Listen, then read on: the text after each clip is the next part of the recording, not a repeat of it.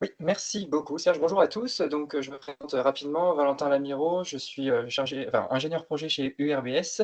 Et donc, c'est moi qui vais co-animer ce webinaire, notamment avec Maximilien qui est là et qui viendra compléter mes propos si besoin ou répondre à vos questions éventuellement dans la conversation. Je te laisse rapidement la parole, Maximilien, si tu veux dire un petit mot d'introduction et te présenter aussi. Merci Valentin, merci aussi à l'équipe du département pour l'organisation et l'introduction à ce webinaire. Donc, Maximilien Brossard, directeur du RBS, je pense que pas mal d'entre vous me connaissent, avec des échanges passés notamment avec Jonathan Villot. N'hésitez pas au cours du webinaire à poser vos questions sur le chat, je pourrais soit éventuellement prendre le relais, soit avec Valentin, on réagira à l'oral. Et puis je laisse la main à Valentin. Merci. Merci. Alors du coup, ce webinaire va se dérouler, de la manière suivante, donc on va refaire une petite introduction sur ERBS, l'ONB et la base de données IMOP. On ne sera pas très long parce qu'on sait que la plupart d'entre vous nous connaissez déjà et connaissez déjà, l'outil et la base de données. On s'attardera un petit peu plus sur les fonctionnalités et les ressources. Il s'agira donc de faire une démonstration un peu de l'ONB+, de ses diverses fonctionnalités, des petites spécificités, des choses qui pourraient être intéressantes pour vous en termes de fonctionnalités du coup. On vous présentera également quelques ressources que nous mettons à votre disposition pour prendre en main l'outil, prendre un petit peu plus de temps aussi à vous former sur cet outil-là, plus que, en tout cas, le temps de ce webinaire. Ensuite, on passera sur une partie un peu plus interactive où on vous demandera un peu plus de participation à travers une discussion sur les cas d'usage. Ça sera aussi autant intéressant pour nous que pour vous, pour partager entre PCI un petit peu vos utilisations de l'ONB et puis nous vous partager aussi les usages que nous constatons, que nous avons un peu relevés auprès de nos autres partenaires. Et on terminera par un petit temps de questions-réponses si d'aventure il y en a toujours. Alors, on commence donc par une introduction du RBS. Donc, URBS est une entreprise innovante issue du monde de la recherche publique. Nous valorisons notamment les actifs de la recherche de l'École nationale supérieure des mines de Saint-Étienne. Et nous sommes spécialisés dans le développement d'outils numériques et dans le traitement de données géographiques. Nous nous positionnons comme facilitateur et accélérateur de la transition énergétique, solidaire et numérique des territoires sur le segment de l'habitat et notamment, enfin, sur le segment du bâtiment et notamment de l'habitat. Pour ce faire, on s'appuie sur des compétences pluridisciplinaires et transversales en génie mathématique, génie logiciel, sciences de la donnée, information géographique, machine learning, IA et big data. Et ces compétences sont accompagnées d'une expertise scientifique et opérationnelle sur les champs d'application de la rénovation énergétique et plus globalement des politiques publiques de l'habitat. Enfin, nous sommes en lien constant avec les acteurs du territoire, enfin des territoires, avec lesquels nous construisons aussi bien notre base de données, nos bases de données d'ailleurs, et nos outils.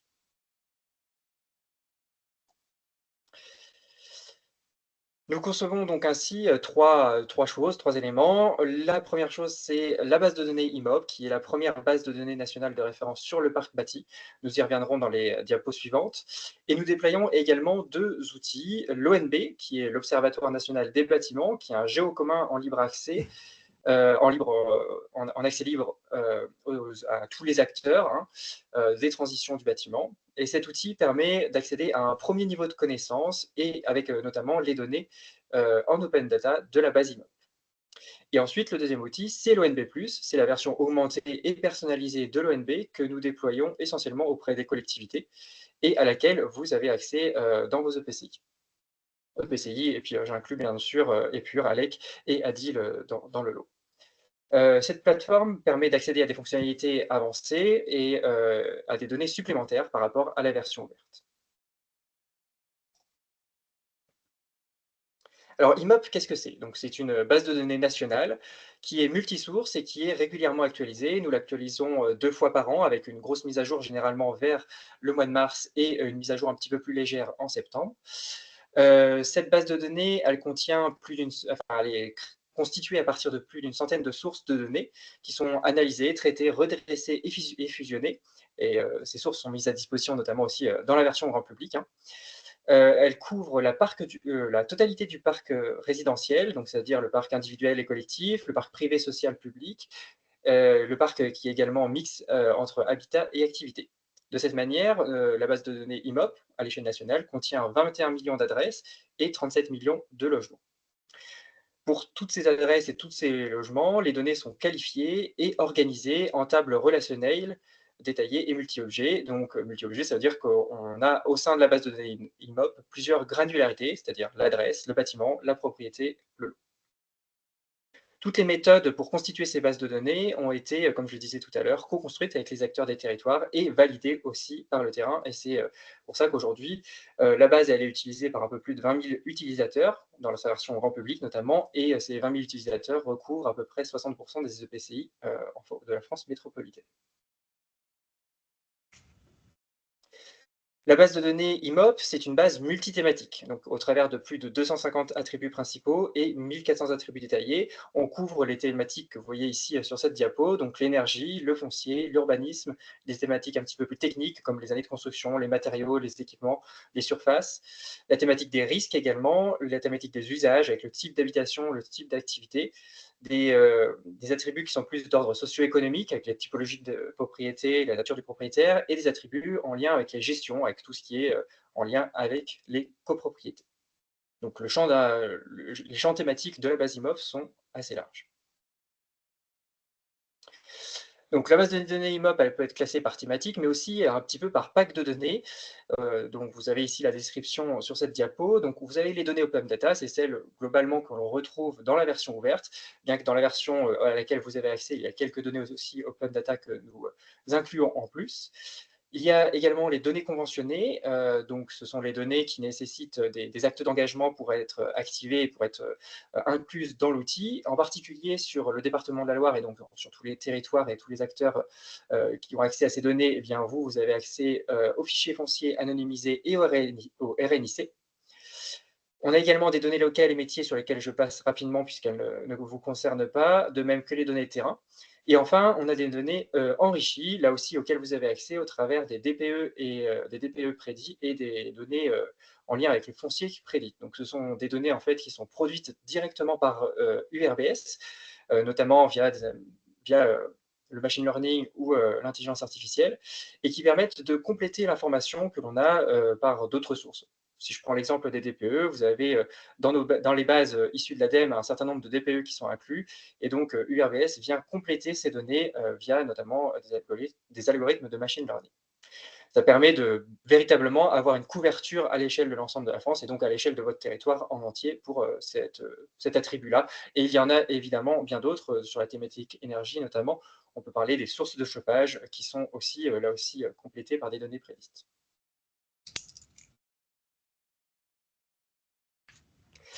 Alors voilà, j'en ai terminé pour cette rapide présentation de l'ONB, de l'ONB, du RBS et de la base IMOP. Et ce que je vous propose maintenant, c'est de passer un peu plus sur eh bien, la démonstration de l'outil. Le temps que je retrouve. Voilà. Donc une fois que vous avez accès, voilà, la page d'accueil de l'ONB+, c'est celle-ci, au lien que vous trouverez juste ici. Je peux vous le remettre dans la conversation pour ceux qui voudraient éventuellement faire les choses en parallèle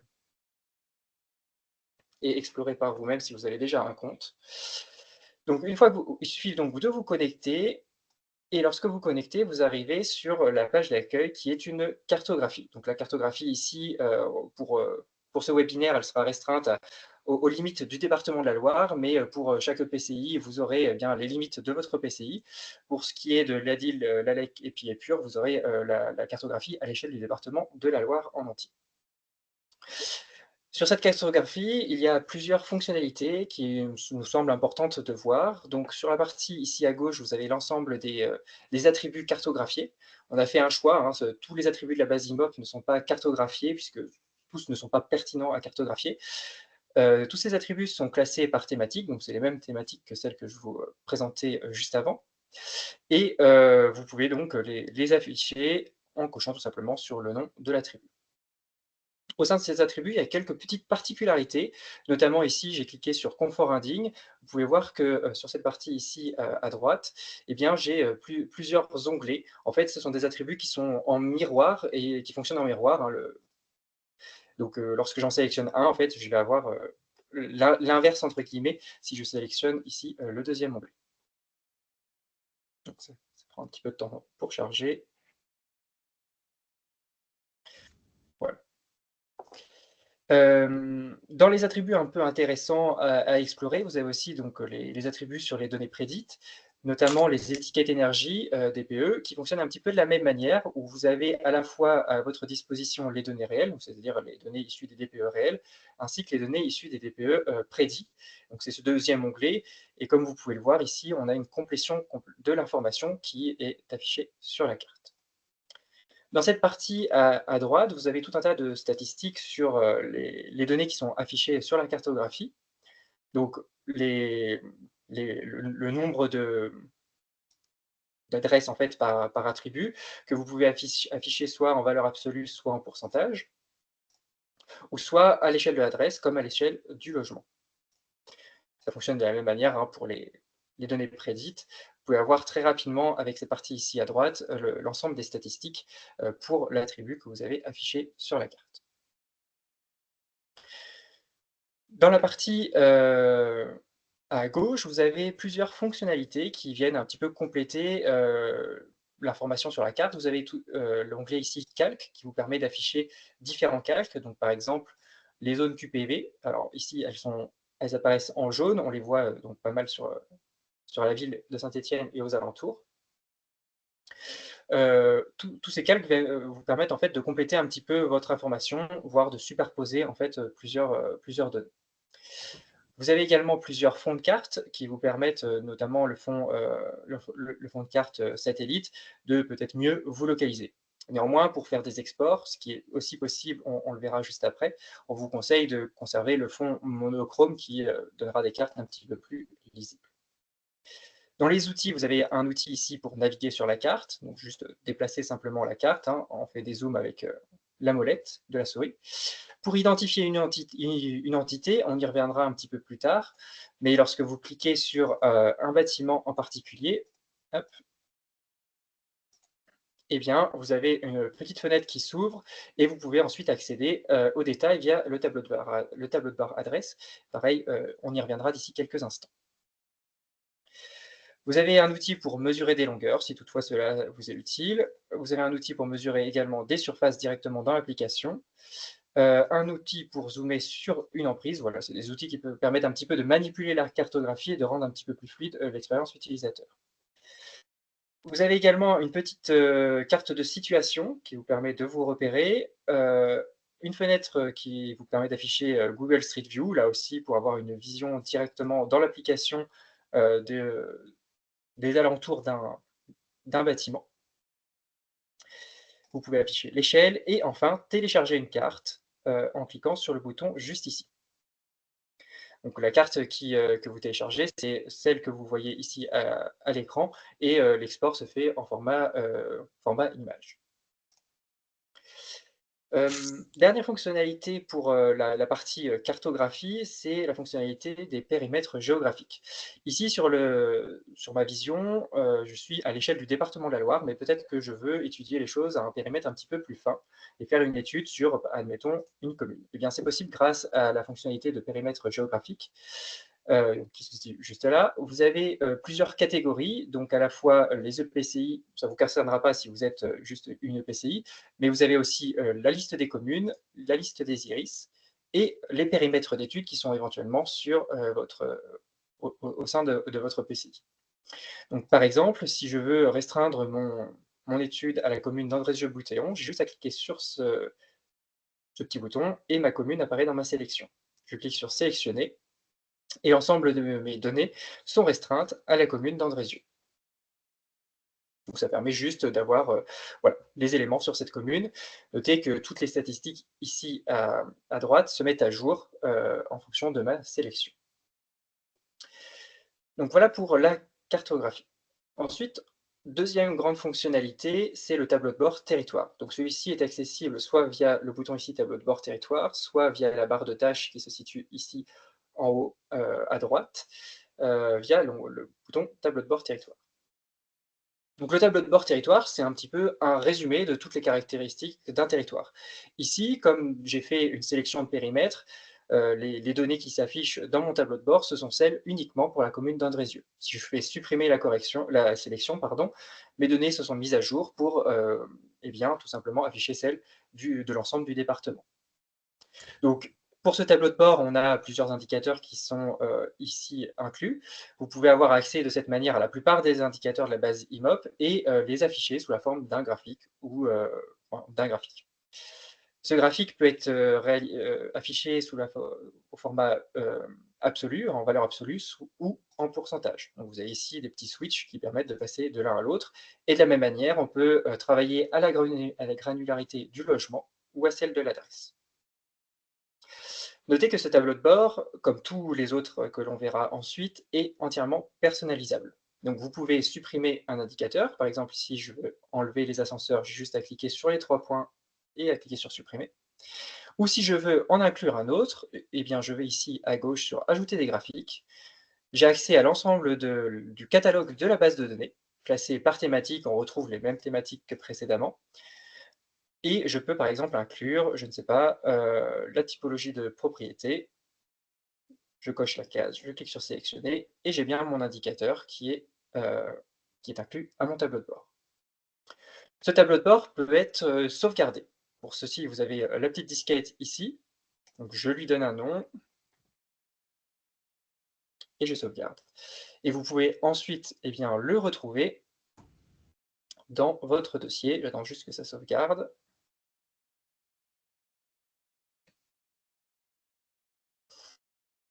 Donc ne pas hésiter à rafraîchir des fois si ça met un petit peu de temps. Généralement, ça sauvegarde bien les choses. C'est juste que l'application, des fois, rame un petit peu. Voilà. Hop. Et j'ai bien mon tableau de bord qui est ici dans mes tableaux de bord sauvegardés. Ensuite, j'ai juste à cliquer dessus pour le recharger. Cette fonctionnalité peut être utile pour naviguer entre plusieurs tableaux de bord thématiques. Par exemple, on peut faire un tableau de bord sur la thématique énergie en incluant que des indicateurs liés à l'énergie ou à la rénovation énergétique des bâtiments. Un tableau de bord lié plutôt à la vacance, des logements, etc., etc. Donc ça permet de naviguer entre les différents tableaux de bord. Notez que vous pouvez aussi partager ces tableaux de bord à votre organisation, donc à vos collègues, pour que chacun travaille sur les mêmes tableaux de bord. Pour ce faire, lorsque vous enregistrez un tableau de bord, il vous suffit juste de cliquer ici sur la case Partager à mon organisation. Voilà pour le tableau de bord territoire. Ce tableau de bord aussi, j'ai oublié, pardon, le tableau de bord est téléchargeable au format image pour pouvoir être inclus dans des rapports ou autres. Donc vous pouvez télécharger en fait l'ensemble des graphiques et puis les inclure dans des rapports ou des documents. Vous avez ici la petite icône qui permet de le télécharger. Ensuite, on va passer au tableau de bord adresse. Pour ceci, on va zoomer un petit peu sur notre carte et on va aller hop, sur une adresse, sur le stade par exemple. Pour accéder au tableau de bord adresse, j'ai plusieurs moyens. Donc j'ai mon bouton qui se situe juste ici, tableau de bord adresse. Pareil, j'ai un bouton en haut dans la barre de tâches, ou sinon je peux directement interroger la carte en cliquant sur un bâtiment qui est coloré et en cliquant ici sur voir le détail. Le tableau de bord adresse se présente quasiment de la même manière que le tableau de bord territoire. Il y a juste une cartographie en plus qui vous permet de naviguer et puis de sélectionner d'autres adresses si vous en avez la nécessité.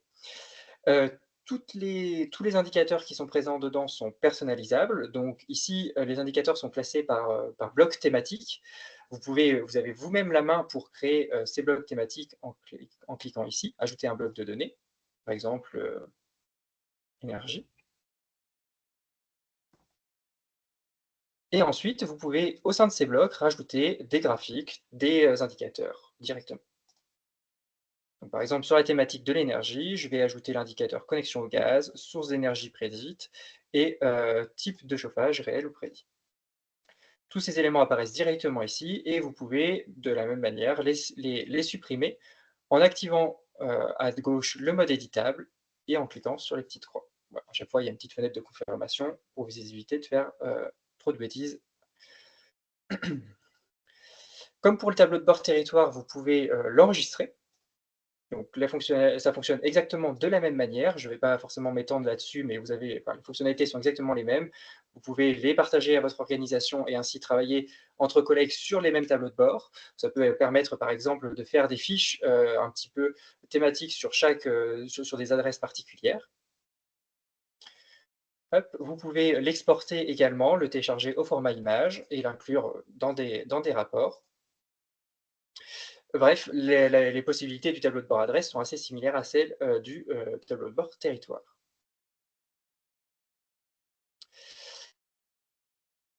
Enfin, dernière grande fonctionnalité de l'ONB+, c'est le filtre multicritère. C'est un petit peu ce qui fait le différenciant et c'est un outil qui vous permet de cibler véritablement des adresses pour telle ou telle politique publique. On verra un petit peu après avec vous les cas d'usage que l'on peut en faire. Donc le filtre multicritère est accessible via la barre de tâches en haut. Hop, je vais enlever les indicateurs que j'avais déjà préconfigurés et il se présente de la manière suivante. Vous avez donc cette interface ici qui vous permet d'ajouter des filtres. Donc les filtres, en fait, ça va être des attributs sur lesquels vous souhaitez filtrer l'ensemble des adresses. Donc, par exemple, ici, on va faire un focus sur les bâtiments dont la classe énergétique est en E, F ou G et dont l'année de construction est comprise entre 1945 et 1974. Donc pour ça, je vais sélectionner deux attributs, mon année de construction ici, et dans la thématique énergie, je vais aller chercher les DPE prédits, diagnostiqués ou estimés. Je configure ensuite mes différents filtres, donc 1904, 1974, et pour les DPE, juste les E, F, G. Ça correspond grosso modo au passoire énergétique pour des bâtiments construits dans ces années-là.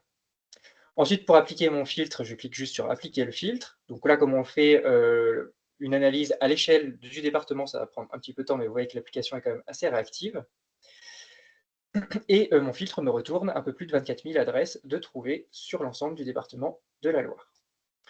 Les possibilités du filtre multicritère sont assez importantes, hein, puisque tous les attributs peuvent constituer en eux-mêmes des filtres, et donc vous pouvez de cette manière croiser et avoir un ciblage assez précis d'une typologie de logement pour les accompagner dans des politiques publiques notamment. Pour cette sélection, vous pouvez en avoir un bilan. Le bilan de la sélection, c'est en fait un tableau de bord du territoire restreint au périmètre de votre sélection. Et ça se voit très bien, puisque ici, par exemple, sur l'indicateur de la classe énergétique, vous voyez bien qu'on n'a que les EFG. Et pareil pour les années de construction, uniquement des logements construits entre 1945 et 1974. Ce tableau de bord, ce bilan de la sélection, c'est ni plus ni moins un miroir de votre tableau de bord territoire que vous pouvez là aussi modifier en cliquant ici sur le bouton modèle. Lorsque vous cliquez dessus, ça vous renvoie vers le tableau de bord territoire et vous pouvez ici éditer les différents graphiques que vous souhaitez afficher. Si je reviens sur mon filtre multicritère et sur mon bilan, le bilan est lui aussi exportable au format PNG, donc en cliquant ici sur télécharger. Vous pouvez, comme pour le tableau de bord territoire, avoir les graphiques à l'échelle en unité ou en pourcentage, et à l'échelle du logement ou à l'échelle de l'adresse. Le bilan de la sélection peut également être exporté, donc en cliquant sur exporter les données, et ici toute une variété de formats sont disponibles, donc soit en Excel, soit notamment en GeoPackage, format qui peut être intégré au sein d'un logiciel de SIG. Si je reviens maintenant sur la cartographie, vous allez voir que le bilan de mon filtre s'affiche également sur la cartographie.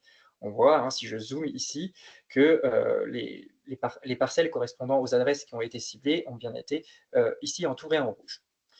Vous pouvez tout à fait voir en fait un petit peu le détail de ces adresses. Et pour ce faire, on va voir un dernier élément qui est la table attributaire. J'en ai pas parlé tout à l'heure, mais on va profiter de cette fonctionnalité-là pour la voir. Donc la table attributaire est accessible de deux manières différentes. On va en premier lieu y accéder uniquement pour le bilan de notre filtre. Donc pour ce faire, il faut aller ici dans la liste des calques. Et vous voyez que vous avez un calque filtre multicritère qui est apparu. Et vous pouvez de cette manière accéder à la table attributaire correspondant au bilan de votre filtre. La table attributaire, c'est juste la liste en fait, des adresses avec les attributs correspondants. Et cette table peut être exportée de la même manière que tout à l'heure, le bilan de la sélection. Et donc le deuxième moyen d'accéder à la table attributaire, c'est via ce bouton ici. Et ici, par contre, vous allez avoir accès à l'ensemble de la table attributaire. Alors, elle est limitée pour des questions d'affichage, hein, vous avez accès uniquement à 10 000 entités sur l'ensemble, parce que sinon, il y aurait trop d'adresses à gérer dans l'application. Vous avez ici uniquement 10 000 entités qui sont affichées. Je crois avoir fait le tour de l'ensemble des fonctionnalités. Je ne sais pas si Maximilien, tu veux ajouter quelque chose là, Non, à c'était ce très stade. clair. C'était très clair. Merci Valentin. Alors, on va passer à l'étape suivante. Hop, je vais juste revenir sur ma présentation. Hop, hop. Je vous présenterai assez rapidement diverses ressources qui sont à votre disposition en complément de ce webinaire. On est bien conscient, hein, que dans une démonstration d'une quinzaine de minutes, ça va être un petit peu peut-être compliqué d'intégrer toutes les fonctionnalités et donc c'est pour ça que nous mettons à votre disposition 3 grandes ressources. Tout d'abord, un ensemble de tutoriels vidéo qui reprennent ni plus ni moins, ce que je viens de vous présenter. Ces tutoriels sont découpés, selon les grandes fonctionnalités que je vous ai présentées en vidéo de 2 à 5 minutes, donc ce qui vous permet d'avoir un aperçu assez rapide de ces fonctionnalités et tout le détail possible.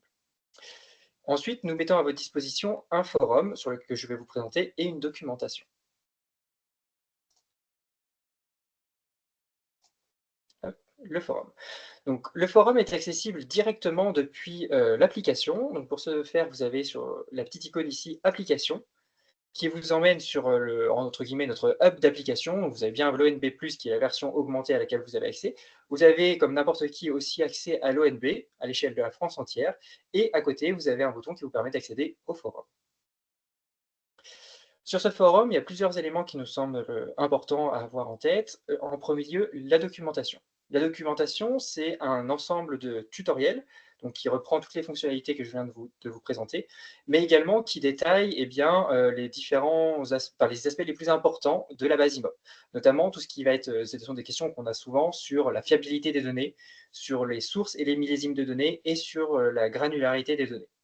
Donc tous ces éléments sont disponibles dans la documentation. C'est sous le format forum, donc vous pouvez tout à fait réagir, poser vos questions directement dans les sujets, si toutefois certains éléments ne sont pas clairs. Sur le forum, vous avez également accès à une partie, voilà, à d'autres, sous-forums qui vous permettent, notamment sur le catalogue de données, de poser des questions spécifiques en lien avec une source. Par exemple, ici, on a un sujet sur le LOVAC ou vous concernant peut-être un petit peu plus, un sujet sur le registre national des copropriétés. Voilà, vous pouvez tout à fait poser vos questions librement à cet endroit-là. L'intérêt de les poser sur le forum plutôt que de nous les envoyer par mail, c'est que toutes ces questions peuvent bénéficier à l'ensemble de la communauté et que vous-même, vous pouvez y trouver aussi d'autres informations via des questions postées par d'autres membres. Et enfin, le dernier endroit qui nous semble important, c'est la partie usage métier que nous sommes en train de muscler un petit peu. On se nourrit de toutes les expériences que l'on a avec nos différents partenaires pour essayer de détailler des cas d'usage de l'ONB, de la base IMOP, des GeoPackage et d'essayer de vous les présenter pour vous donner matière à utiliser nos outils. Et c'est un petit peu ce sur quoi nous allons passer maintenant.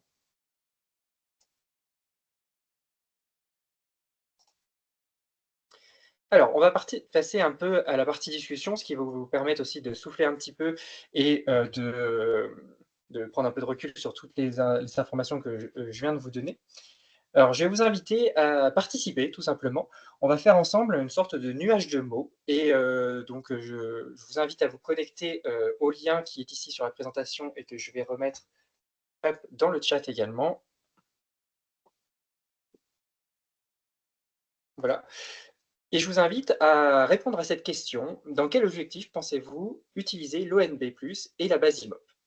On va se laisser à peu près, 5 minutes pour ça et puis ensuite, bien on va vous inviter plutôt à en discuter ensemble. Donc je vous invite à vous connecter, vous avez juste à rentrer le lien que j'ai partagé sur la conversation dans un navigateur et normalement vous pouvez, tout à fait y répondre tout de suite.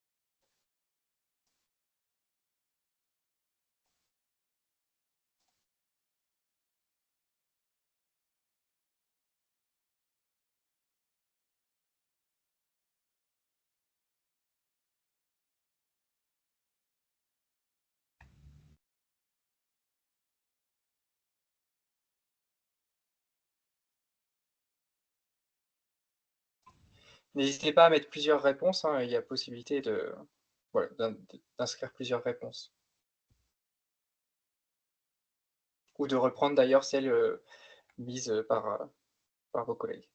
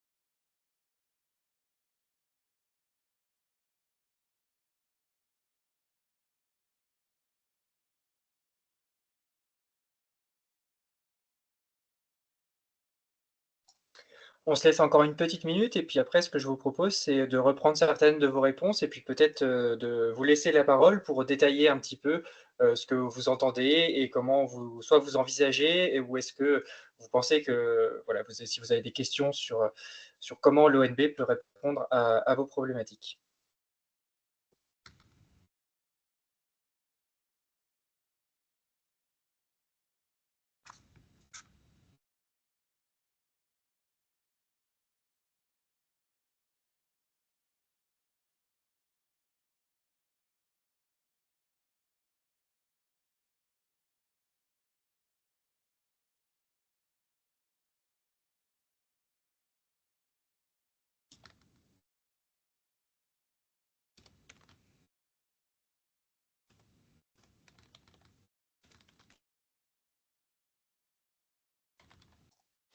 Bien, alors est-ce que quelqu'un veut éventuellement commencer? Moi j'ai une interrogation éventuellement pour la personne qui aurait mis, fond Herbois, si elle veut bien nous expliquer, ce qu'il y a derrière et comment l'ONB peut, être utilisé pour ça. Ça nous intéresse fortement. Oui, bonjour, c'est Suzanne Braquel.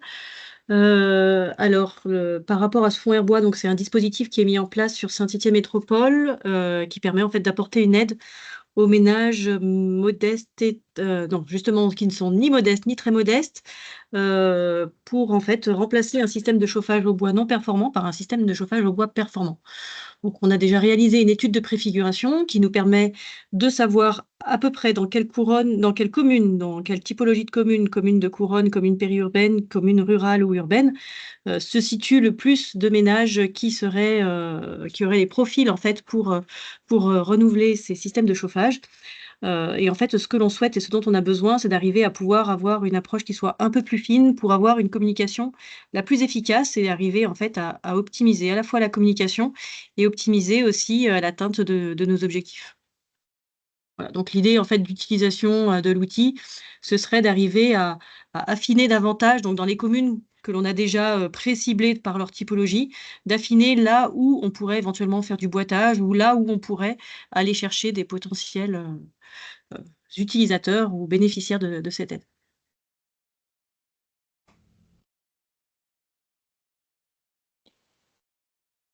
Ok, je me permets de réagir, très intéressant. Merci Suzanne pour ce partage. Euh, c'est assez intéressant parce qu'effectivement, sur les sujets de détection de sources d'énergie, on arrive maintenant à avoir des modalités de plus en plus riches, de plus en plus fines. Donc, c'est un travail aussi qu'on continue de faire, à la fois qu'on peut retrouver dans les DPE existants. Donc, ça serait des choses éventuellement qui pourraient petit à petit un petit peu outiller ce type de ciblage. Sur la question, une question peut-être sur la question du coup des publics ciblés. Aujourd'hui, comment vous faites pour identifier ce type de ménage en termes de revenus, sachant que ces données sont à des échelles plutôt plus statistiques et moins fines, hein, pas au bâtiment par l'adresse. Est-ce qu'il y a des approches particulières à partager ou que vous envisageriez pardon, à travers des données proxy quelque part? Alors ça va être une méthode, vraiment de terrain, c'est-à-dire qu'en fait, ce qu'on a Oui, prévu, c'est plutôt d'aller rencontrer les élus de ces communes-là.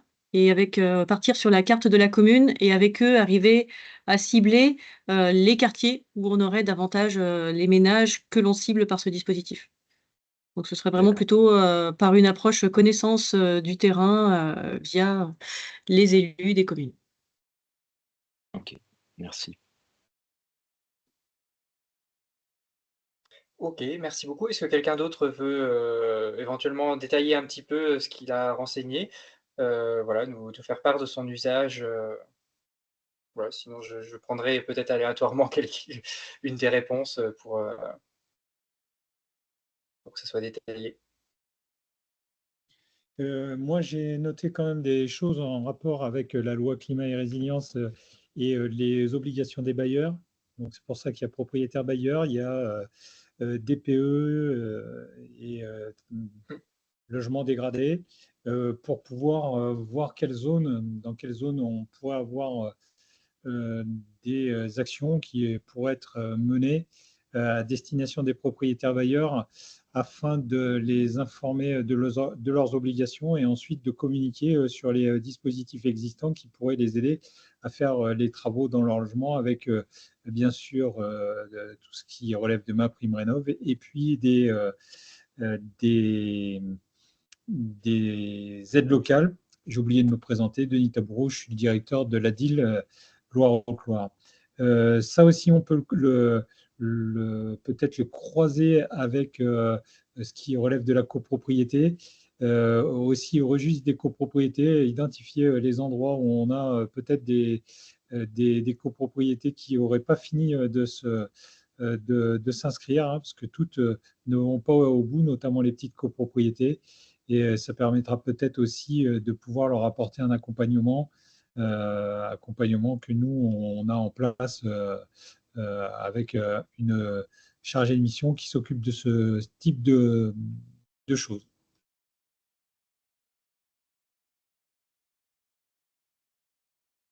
Très OK, très intéressant. bien, merci Merci, beaucoup. Denis. Ouais, je vais me permettre de réagir peut-être.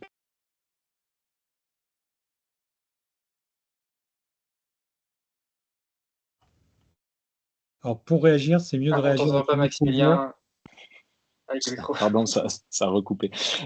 Merci pour ce partage, oui, pour réagir et témoigner de ce qu'ont fait certains territoires sur ces sujets de petites copros, de copros bénévoles qui sont pas toujours faciles à repérer ou accompagner, notamment parce qu'à travers le registre, il y a peu d'informations.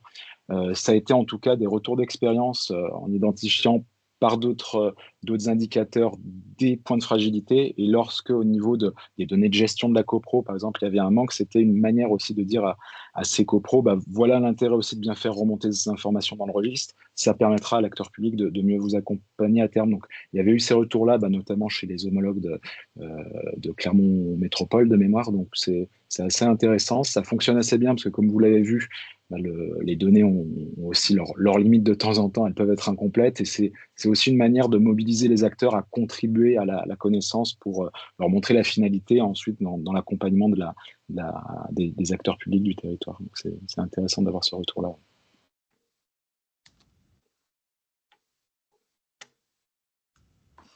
OK, moi j'ai une interrogation sur, éventuellement la personne qui a parlé de zéro artificialisation nette. C'est un usage qu'on avait, très rapidement identifié, mais si vous pouvez avoir des détails sur ce sujet, ça nous intéresse aussi. Ouais, ça peut Oui, intéresser, l'ensemble des EPCI, je pense. oui, bonjour, Christophe Malavo-Forêt, je ne sais pas si vous m'entendez? Oui, oui, très bien, Ouais, ouais. c'est bon.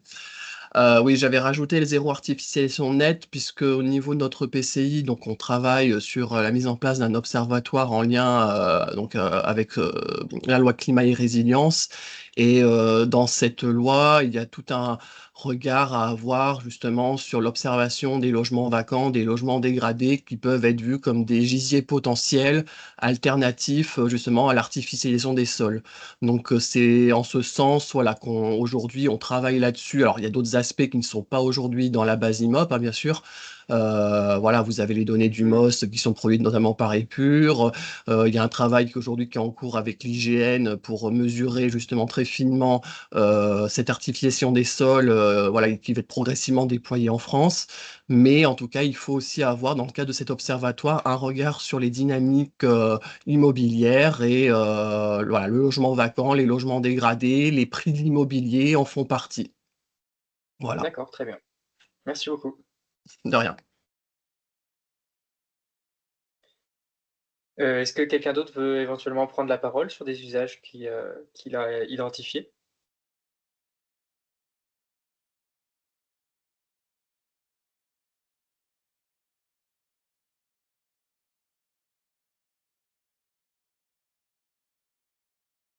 Non? En tout cas, merci beaucoup pour votre participation à ce petit temps un peu interactif. Sur la question des usages, de notre côté, on essaye de les capitaliser aussi.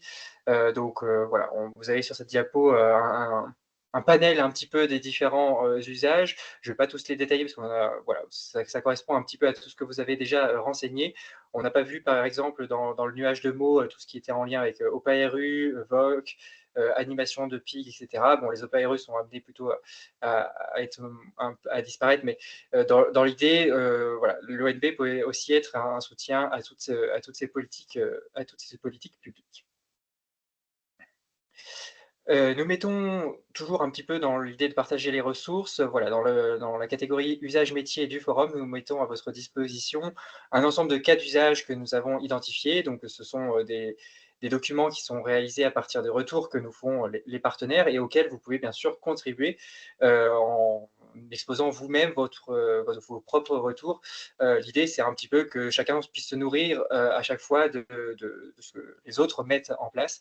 Et nous pensons que voilà, le partage un petit peu des ressources contribuera aussi à rendre les politiques publiques en lien avec l'habitat un petit peu plus efficaces.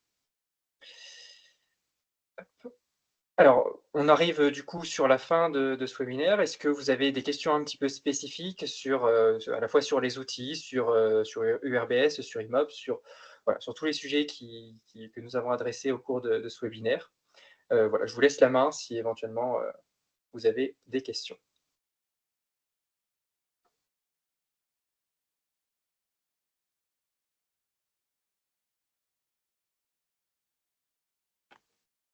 Oui, bonjour, Véronique Polisi, c'est Détienne Métropole. Moi, j'avais une petite Bonjour. question.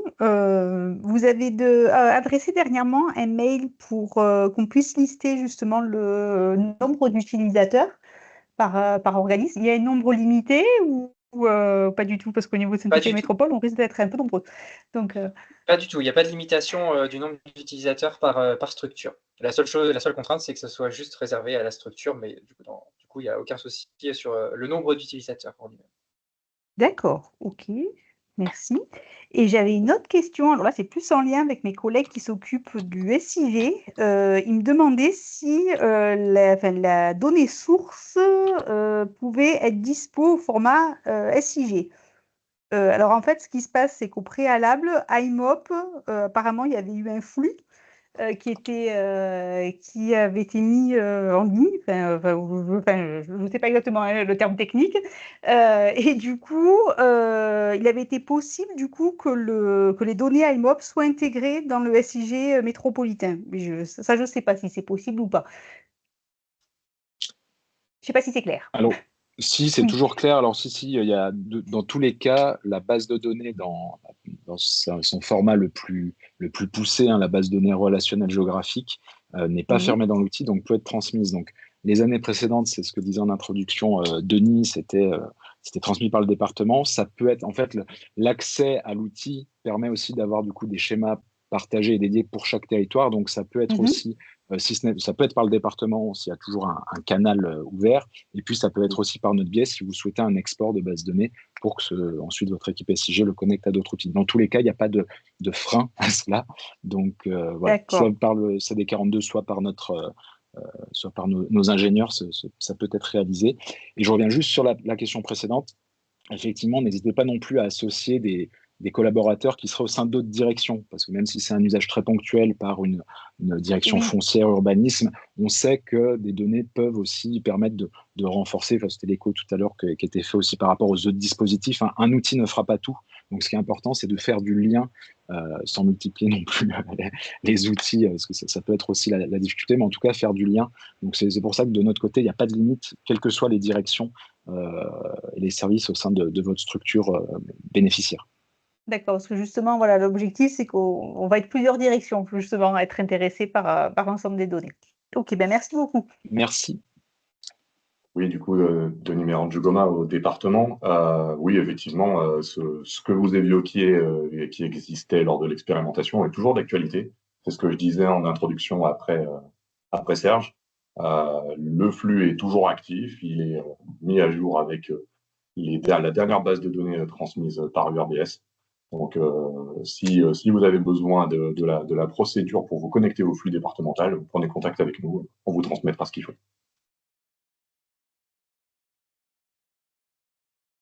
Merci. Il y avait une main levée tout à l'heure, je ne sais pas si... Oui, excusez-moi, Christophe Malavo, Forest. Oui. Oui, c'est pour dire que nous, sur Forest, en effet, on a un flux qui est relié par rapport par rapport aux données du conseil départemental. Et voilà, aujourd'hui, on en est satisfait. Et voilà, on souhaite poursuivre cette démarche au niveau de notre SIG web. Donc, juste pour rebondir, donc tous les territoires qui seraient intéressés par les données au format SIG, vous pouvez directement m'envoyer donc un mail. Et sinon, je vous enverrai aussi les coordonnées aussi de mes collègues. Vous pouvez directement adresser votre demande.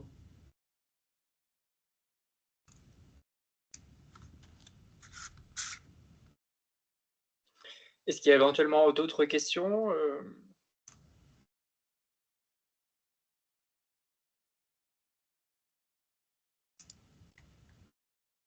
Ok. Je ne sais pas si Maximilien, tu veux dire un petit mot pour terminer. Peut-être un petit complément sur deux sujets, à la fois sur le forum, donc vous inviter, comme l'a très bien dit Valentin, à contribuer à faire remonter vos retours ou alors éventuellement les problématiques, les erreurs que vous pourriez rencontrer pour faire évoluer les méthodes. Sur les sujets de l'habitat privé, il y a un vrai sujet actuellement. On intensifie les échanges avec l'ANA nationale qui justement veut aussi un petit peu faire remonter au niveau des acteurs des territoires les problématiques ou comment améliorer. Alors sur deux sujets a été évoqué, le sujet du registre national des copropriétés. Donc là aussi, on échange pas mal avec eux pour faire évoluer ça, pour faire aussi évoluer les méthodes sur le croisement de ces données avec les données foncières. Premier sujet. Et deuxième sujet, par rapport au dispositif, vous l'avez peut-être vu tout à l'heure sur la présentation de Valentin, il y a eu beaucoup de cas d'usage remontés dans le cadre de veille observatoire des copropriétés, OPA, etc. Et si vous êtes au courant, ces dispositifs vont encore évoluer. Donc, ça peut être intéressant dans le cadre de ces dispositifs. On est beaucoup interrogé sur l'efficience de ces dispositifs, les retours des territoires. Donc, par le forum, ça peut être aussi pour nous un canal pour vraiment capitaliser vos retours et quelque part, au moment opportun, être le témoin, faire remonter ces éléments au niveau de l'ANA nationale. Voilà on va dire une courte illustration de comment aussi URBS, que disait en introduction Valentin, dans les échanges qu'on a parfois avec des acteurs nationaux, ça marche, c'est la même chose avec des acteurs comme le CEREMA, comme parfois l'ADEME sur le sujet des PE. Donc, quand c'est capitalisé via le forum, ça nous facilite cette démarche pour faire vraiment cet aller-retour entre territoires et acteurs institutionnels à l'échelle nationale. Voilà pour le complément.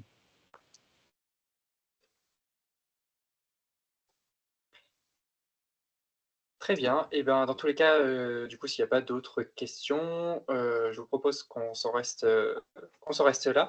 Je vais laisser Serge conclure, mais merci beaucoup de votre attention. Et puis, on est toujours à votre disposition pour répondre à vos interrogations via le forum de préférence, mais nos mails fonctionnent aussi.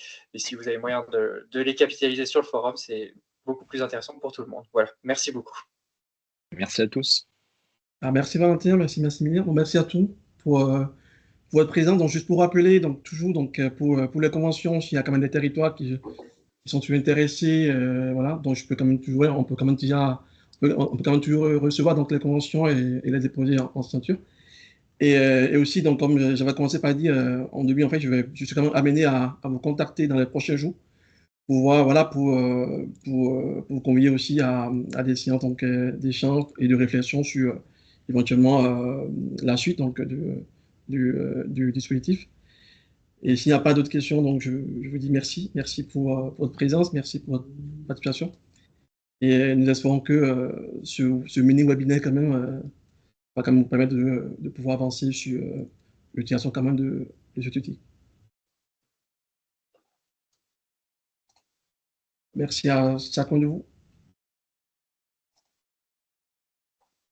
Merci Bonne fin de beaucoup. journée. Au revoir. Oui, bon week-end, au revoir. Merci, au revoir. Merci, bon week-end, au revoir. Merci, au revoir.